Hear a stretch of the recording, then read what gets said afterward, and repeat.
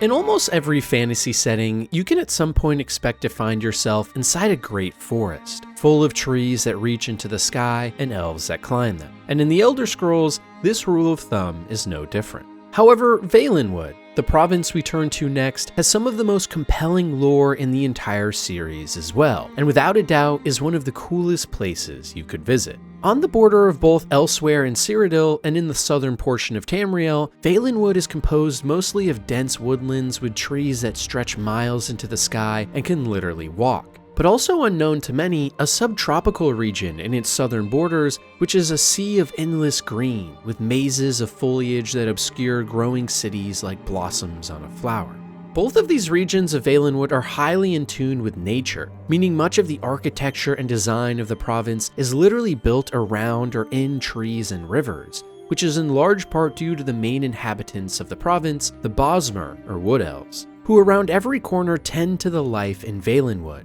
full of dense vegetation and creatures that create one of the most alive ecosystems on the continent. On top of these elves though, there's also a good amount of wood orcs, ape-like hominids known as Imga who are fearsome in battle, and centaurs who tend to keep to themselves. And if that all wasn't enough for you, the region is also one of the most bountiful in terms of flora and fauna, with thousands of native plant and animal species you won't see anywhere else, along with staples you would expect like monkeys, crocodiles, ticks, timber mammoths, giant wasps, sweet gnats, and thunderbugs. But maybe my personal favorite of the animals are the mimics, who have the ability to reproduce any sound they hear, and are known to trick wary travelers in the woods at the dead of night, making them go crazy as they hear screams of loved ones speaking to them when they're not even there. Similar to the Black Marsh, Valenwood can be very scary for newcomers, but if you do know your way around or have a Bosmer friend who can help, the region is home to many ancient temples, massive tree houses that reach into the sky with thousands of inhabitants, and a cacophony of sounds that will heighten your senses and leave you in awe. But due to how hard it is to traverse, many other races tend to stay away. However, that's not the only reason they stay clear of Valenwood. You see, the Bosmer, while being the shortest and most feeble race in all of Tamriel, might also be the most twisted and sadistic. During the Merethic and First Eras, along with rumors of it happening even nowadays, the Wood Elves were said to have engaged in mass cannibalism and Daedric rituals. Due to what is known as the Green Pact, all Wood Elves make a promise from birth not to harm any vegetation they come across. But with this pact may also come a thirst for blood. A handful of ancient historians from thousands of years ago tell of Bosmer battles, where after finding themselves victorious, they would grab the bodies of those they have killed and strip the flesh right off the bone, maniacally eating and gnawing at the fat as blood would pour down their lips. Ritual shamans during these feasts were said to speak to the gods as music filled the air. The Bosmer, eating other people, were truly happy. But as crazy as it sounds, this isn't even the strangest part about Valenwood and the Bosmer, because that award goes to another rumored event that takes place in these woods, the Great Hunts. While never fully confirmed as actual events that have taken place, there is enough historical record keeping to suggest that they're more than real. In Bosmer tradition, a great hunt is called whenever the region of Valenwood is in trouble, whether that be from a warring faction or an invasion like the Oblivion Crisis in the Third Era. In these trying times, a call is put out to all Bosmer, wherever they may lie, to return to Valenwood to defend their home. The true horrors only begin, though, once the people have returned. During mass sacrificial rituals, thousands of Bosmer take their own lives before the gods of nature, siphoning their souls and energy into life force, which they can then use to transform or shapeshift into unbelievable beasts or creatures. Bears with multiple heads, dragons that crawl like centipedes, or insects that transfer lava into your veins. As this transformation is occurring, the unlucky Bosmer who turn lose their minds and become manic with rage and bloodthirst, killing everything in their path. It's a ritual so strong that even the Bosmer refuse to use it in many cases, and many of the strangest animals across all of Tamriel are said to come from these great hunts throughout history, which create monsters which live on to inspire terror even thousands of years later. Funnily enough though, despite having some of the most horrific cultural practices in all of Tamriel, Valenwood itself might be one of the weakest provinces as well. Over the 4 modern eras of the province, it seems as if Valenwood has been in constant contention. Originally, the Aelid empires controlled and enslaved the people of the woods, followed by Daedric influence, the meddling of mankind, and finally, in the current timeline of the Elder Scrolls series in the 4th era, an imperial-friendly government that controls all of Valenwood being overthrown by Thalmor-backed coups to install total Eldmiri domination in the region.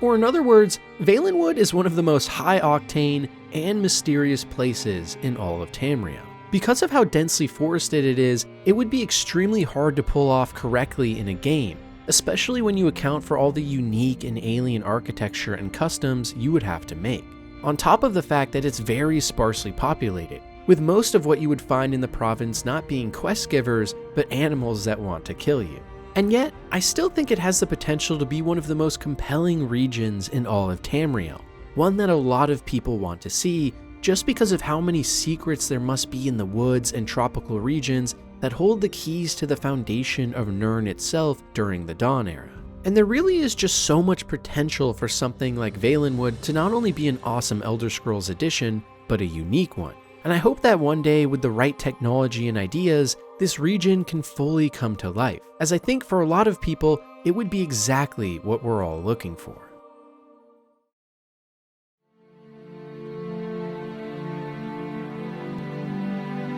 One of the things that makes the Elder Scrolls series so interesting from a lore perspective is how many different themes and influences the games pull from to give each province or location flavor. But maybe one of the most obvious of all of these influences is the medieval European touch and love we see in the region of High Rock. Located in the northwestern tip of Tamriel, High Rock is situated between the borders of both Skyrim and Hammerfell, and as such is home to a large variety of diverse landscapes, ranging from temperate forests, windy crags, fierce badlands and highlands, snowy mountains, and isolated valleys. And along with these as well are so many different bodies of water, including rivers, oceans, massive lakes, and estuaries. But maybe the most famous of these is the Iliac Bay, a gargantuan body of water that separates High Rock in the north from Hammerfall to the south. In the western corner of the bay lies a large island which is home to the Adamantine Tower, the oldest standing structure in all of Tamriel, and one whose origin still remains a mystery to this day.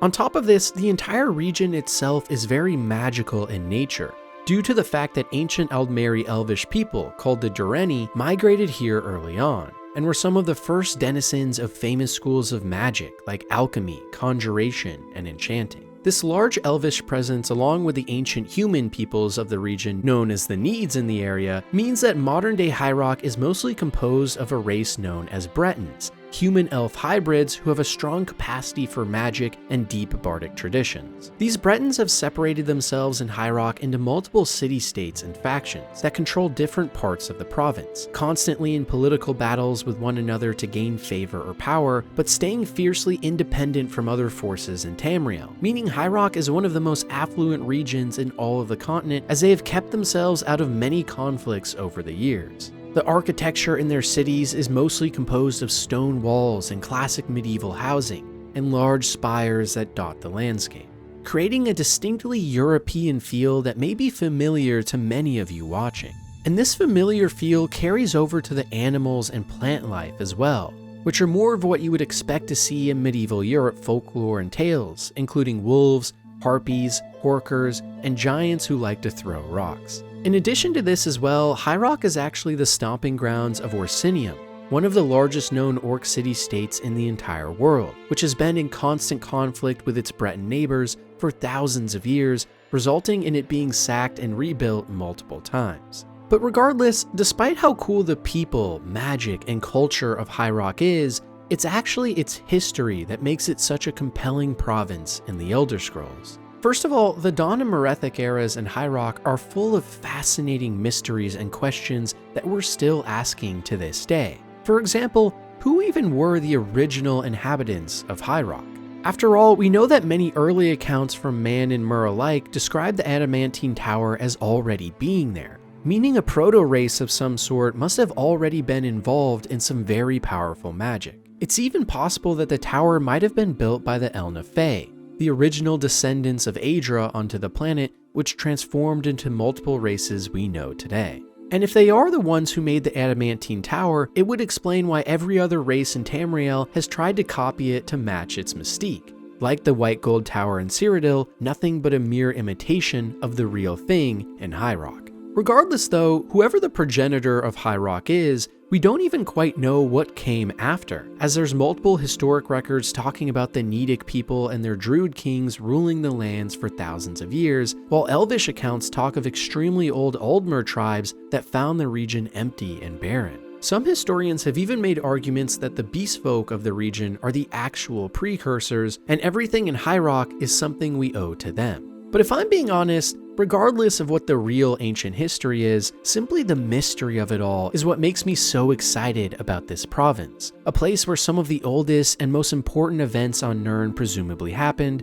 and where great magics swim in the air around every living body, implying there is more here than meets the eye. And on top of this, there are so many governmental affairs and major historical events in this region that make it not just fascinating for lore buffs, but political connoisseurs as well. For instance, during the First Era, High Rock saw the rise and fall of the Dureni hegemony, which was established by Clan Dureni after years of Myr infighting. The hegemony itself was a ruling class of elite merchants, who bought swaths of land along with establishing higher studies in magic, to understand many of the ancient artifacts in the region. But as the Breton factions and Orcish people began to grow in numbers in the province, things began to spin out of control. The Bretons began to establish massive city-states and seats of power, including Daggerfall, the main setting of the second Elder Scrolls game of all time, and in addition to this, the Orcs founded Oricinium during the First Era, which led to non-stop political disputes and full-on engagements between every faction involved. No matter where you looked at the time, there were multiple powerful people trying to control any one part of High Rock, and this led to weakness in all of their ranks, which forced them to fall into the hands of the First Empire for some time during the First Era as well. And this jockeying of power only continued, as in the middle of the Second Era, a period we spoke to before known as Interregnum occurred, which was a point in time between the fall of the Second Empire and the rise of the Third under Tiber Septim. During this time, the Orcish clans were finally able to win more of their independence, while Breton high magic secret infiltration groups worked in underground spy networks to try and assassinate many leaders of different groups across Tamriel, most notably the upcoming Emperor himself. These attempts, however, failed, and with the rise of the Third Empire, we also saw an alliance of sorts between the Bretons and Imperial rule, mainly due to the fact that most of the Third Era emperors were actually Breton people themselves, despite how little the citizens of High Rock actually wanted to protect the Imperial strongholds of the time from violence. As more and more conflicts began to arise during this time, including plagues, the Oblivion Crisis of the Fourth Era, and countless wars and skirmishes throughout the Third, High Rock managed to stay strong in large part due to the decentralized nature of Breton society, which allowed its people to make quick changes whenever needed. Or in other words, it's a region practically from birth that was designed to create a culture of citizens that are always one step ahead. And this means that modern-day High Rock is one of the most affluent and least destroyed you could travel to, with most of the extremely ancient ruins being well kept above ground, along with underground Dwemer temples that are completely pristine and intact. So if I were an archaeologist in the Elder Scrolls universe, High Rock would probably be my first choice on where I would want to go. And because of all of that, I absolutely love High Rock and all it has to offer. Despite the fact that it can be generic at times in terms of its setting, similar to Cyrodiil and its real-world European influences, it manages to rise above all of that because of some truly captivating political tensions in each era and ancient structures and mysteries that could be the key to figuring out the biggest secrets in all of the Elder Scrolls. And really, this is just the perfect type of setting Bethesda loves to use in their mainline Elder Scrolls games, and I could 100% see Elder Scrolls 6 taking place here or very close nearby in Hammerfell to the south, because there really is just so much to offer in the northwestern hemisphere of Tamriel.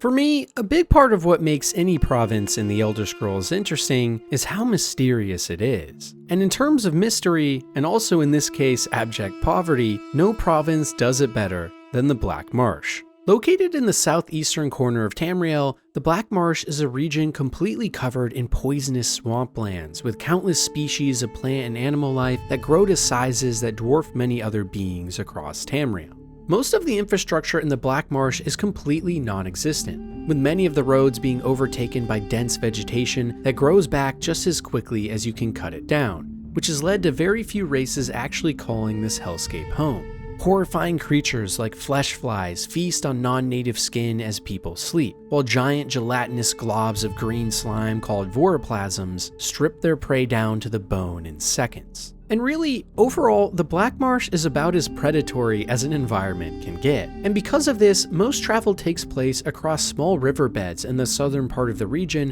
where most of the inhabitants live, which in this case is primarily the Argonians, humanoid reptilian creatures who live under the command of ancient magical trees known as the Hist. Based on speculation from many Tamrielic scholars, these Hist trees originally started appearing in Nirn after the original 12 planets were shattered during the Dawn Era, and are much more than just intelligent trees. In fact, they're rumored to have control over the creation of life itself, and some accounts even claim that Hist can control space-time. Yes, you heard that right, trees that can control space-time. That's how weird the Elder Scrolls can get. Regardless though, what does seem quite clear is that at some point thousands of years ago, the Hist trees gave birth to the Argonians somehow, either by forging them in the primordial waters teetering with life in the swamplands of the Black Marsh, or performing brutal experiments on already existing reptilian animals. Whatever it was though, the Argonians we have today are fashioned in the image that Hist forefathers sought, and this is probably why Argonian females have especially large breasts, because the Hist were apparently into that. Even more haunting though, some in the Elder Scrolls community have begun to wonder if the true reason for this may have more nefarious reasons. Because you see, the Argonians themselves act as a sort of slave race that serves the will of the hive mind that is the Hist trees, whose collective consciousness is connected via the roots that bury themselves deep underground. Some scholars have raised concerns that the Hist may actually be using the Argonians as a slave army that is slowly growing in numbers until they have the power to take over all of Tamriel under the command of their tyrannical tree overlords. And we do have some actually really compelling evidence for this theory too. For example, during the well-known Oblivion Crisis in the Third Era, while most other provinces came close to utter annihilation and total anarchy at the hands of Daedric princes and their demonic armies pouring through portals to the Oblivion Realm, the Black Marsh actually fared decently well. From what we know, the Daedra in the Black Marsh were defeated quite easily, not only because of the hard-to-traverse geography in the lands of the Black Marsh, but because quickly after the invasion began, the Argonians suddenly became very fierce, and under the command of the Hist trees, started to brutalize and ravage bodies of enemy Daedra, who they tore limb from limb, quite literally becoming fearless killing machines after just seconds ago being more peaceful and smiling lizard people. This implies that the Argonians we know and love, primarily nomadic tribes of hunters and gatherers with some larger settlements that also travel all across Tamriel to trade, may actually be an undead army of mindless husks that are waiting for the kill switch to be turned on. Almost like sleeper agents acting on behalf of the Hist, who themselves may be an ancient civilization or spirits that survived the Dawn and Merethic eras and is bidding for a time to get their full revenge. Another great example of the Hist's great power as well is the Connaughton flu from the Second Era. During a period of around 40 years near the end of this era, a mysterious disease that we spoke to a little before, also known as the Crimson Plague, ravaged the entirety of the Black Marsh. The unlucky individuals who happened to contract this sickness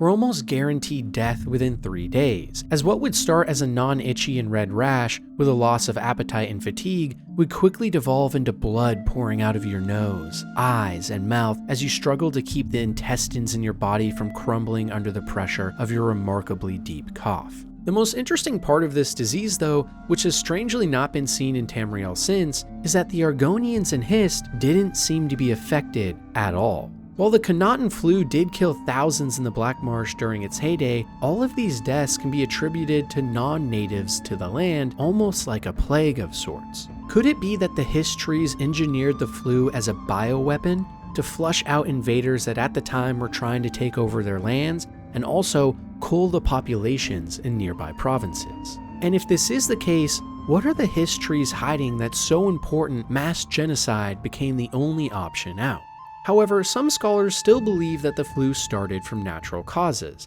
After all, the Black Marsh is a soup of contagions and new germs spreading, but I'm still not convinced based on what we know about the Hist and their likely nefarious nature. Overall though, to me, the mysteries of the Black Marsh, and especially its proxy rulers the Hist, are some of the most fascinating in the entire Elder Scrolls pantheon. A region that for so many years has seen so much struggle, poverty, and slavery at the hands of foreign invaders like the Dunmer from Morrowind to the north, is also home to so many creatures that we've never seen, regions unlike anything else in the series, and ancient architecture from previous Argonian tribes that were said to be even more advanced than what we see in the games today. It really is just the perfect breeding ground for mystery and intrigue, and for Elder Scrolls lore buffs, this would likely be a dream come true. The issue though is, as a game, the Black Marsh might actually be one of, if not the single hardest regions to recreate convincingly. Not only would the endless miles of dense vegetation and foreboding swamplands be difficult to actually capture without truly next-gen hardware, but the lack of any real infrastructure in the province would mean even getting around in-game would be so much more difficult than any other Elder Scrolls title.